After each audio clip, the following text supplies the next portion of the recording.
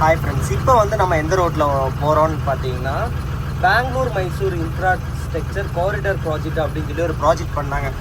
இந்த ரோட்டில் வந்துட்டு பார்த்தீங்கன்னா எல்லா வண்டிக்குமே டோல் தான். அதாவது பைக்கு கூட டோலுன்னு சொன்னால் நீங்கள் நம்புவீங்களா? பைக்குக்கு டோலா அப்படின்னு சொல்லி நிறையா பேர் காமெடி பண்ணுவீங்க. பட் இங்கே வந்து பார்த்தீங்கன்னா பைக்குக்கு கூட டோல் இருக்குங்க. அது வந்து பார்த்தீங்கன்னா ஹெல்மெட் இல்லைனா இந்த ரோட்டில் விட மாட்டாங்க. Two wheeler only. Two wheeler வந்து போனோம் அப்படின்னா அது சைடில் இருக்குது பார்த்தீங்களா, ரைட் லெஃப்ட் சைடில் அது வழியாக தான் போகணும். ஹெல்மெட் 2 பேருக்குமே இருக்கணும். Helmet compulsory for both rider and 2 பேருமே கம்பல்சரி வந்துட்டு வச்சுருந்தா தான் இது வழியாக விடுவாங்க. டிராஃபிக் போலீஸ், பெங்களூர் டிராஃபிக் போலீஸோட இன்ஸ்ட்ரக்ஷன்ஸுங்க. அப்போ இந்த டோலை நீங்கள் கடந்து போனோம் அப்படின்னா உங்களுக்கு வந்து 2 பேர் ஹெல்மெட்டும் போட்டிருக்கணும். அதில் போக வந்து பார்த்திங்கன்னா அதில் செப்பரேட் பேமெண்ட்டுமே இருக்குது. அந்த பேமெண்ட்டுமே காமிச்சு தரேன். இப்போ வந்து காரு, லாரி, பஸ் இதுக்கெல்லாம் ஒரு பேமெண்ட் வரும். இது வந்து ஃபுல்லாக வந்து அவுட்டர் பைபாஸ் மாதிரி தான். இதில் வந்து பஸ் மோஸ்ட்லி வந்து அதிகமாக கவர்மெண்ட் பஸ்ஸில் எதுவும் வராது. ஸ்டாப் பண்ணி இங்கேருந்து போகிறோம்.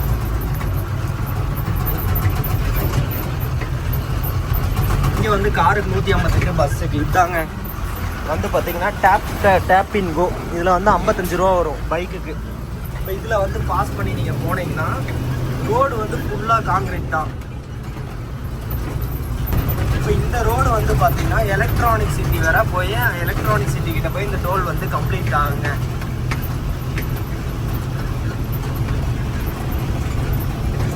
ரோடு வந்து பார்த்தீங்கன்னா கம்ப்ளீட்டாக வந்து இந்த பெங்களூர் ஹைதராபாத் ரோடு, அதாவது காரிடார் ரோடுன்னு சொல்லுவாங்க. ஒசூர் ரோடு வந்து ரைட் லெஃப்டில் கட்டாயி போகணும்.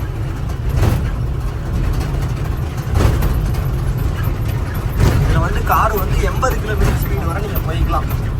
இப்போ நம்ம வந்து தமிழ்நாடு போகிறனால வந்து பார்த்தீங்கன்னா ஒசூர் ரைட் இங்கே லெஃப்டில் கட்டணும்.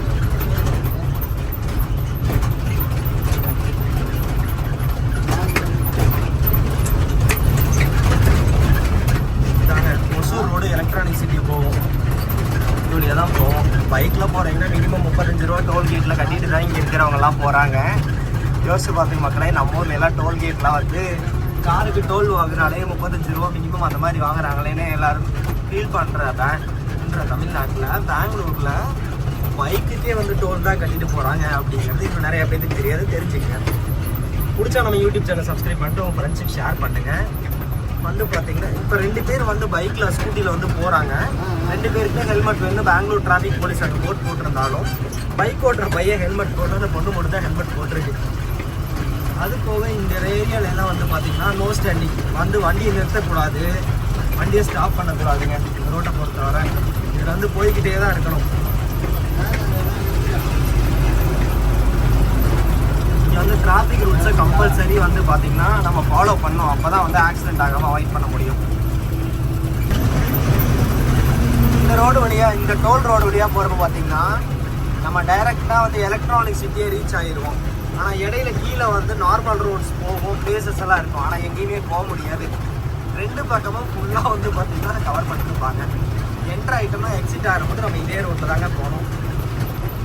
மார்னிங் டைமில் வந்து இன்னும் கொஞ்சம் அழகாக இருக்குது பார்க்குறக்கு. சைடில் 2 பக்கமும் இடையில காடுக வரும்.